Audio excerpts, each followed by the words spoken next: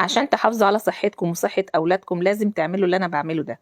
أنا أي توابل وبهارات بجيبها لازم بجيبها صحيحة وأنقيها، ما اجيبهاش مطحونة أبدا، لأن لازم بلاقي فيها الحاجات دي، ودي اللي بتخوفني. بلاقي طينة وزلط وحاجات كتيرة، لا دي كل ده بيتطحن. طبعا هما مش بينقوا الحاجات قبل ما بيطحنوها لكم، لا بيطحنوها على طول.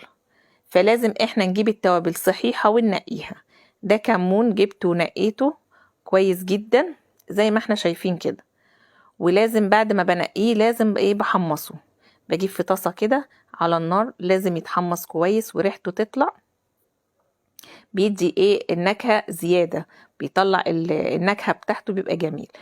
بعد كده بجيب بقى كبة الخلاط، وانا بطحن الكمون والفلفل، بطحن معاهم الملح، لان كده كده بضيف الملح معاهم للاكل، فبطحنه بالمر، بيتطحن بيبقى بالشكل ده، بعبيه في برطمانات، والف هنا.